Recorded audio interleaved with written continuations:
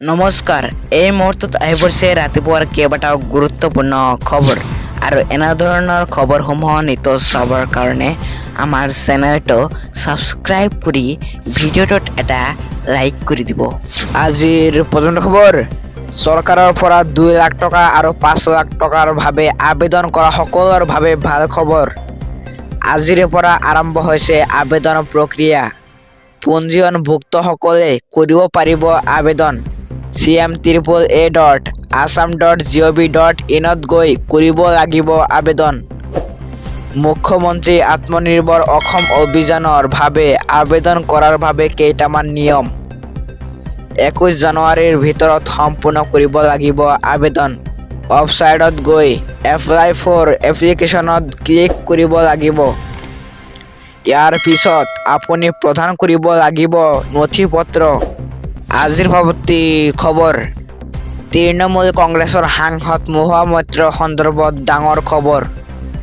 মহুৱা মৈত্ৰৰ সাংসদ পদ খাৰিজ।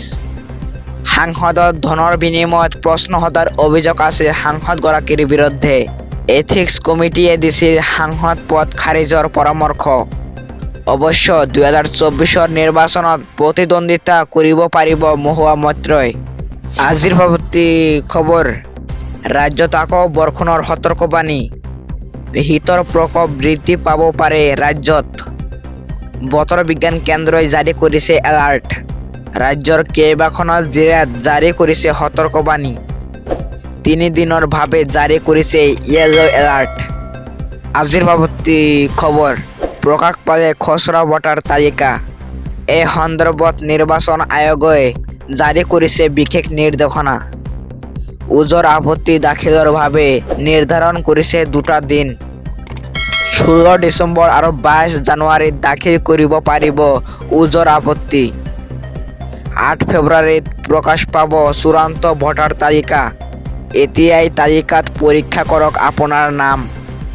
তালিকাত আপোনাৰ নাম কেনেকৈ পৰীক্ষা কৰিব? www.ceoassam.nic.in ৱেবছাইটত আপোনাৰ নাম চাব পাৰিব।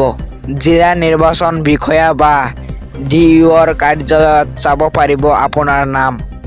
ইয়াৰ অথবা চক্ৰ বিষয়াৰ কাৰ্যালয়তো নাম চাব পাৰিব। সংশ্লিষ্ট ভোটাৰ কেন্দ্ৰত চাব পাৰিব আপোনাৰ নাম। বিতং তথ্য সংগ্ৰহ কৰিবলৈ বুথ পৰ্যায়ৰ বিষয়াৰ সৈতে যোগাযোগ কৰক। ডাউনলোড কৰক ভোটাৰ হেল্পলাইন এপ অথবা voter.eci.gov.in ত লগ ইন কৰক।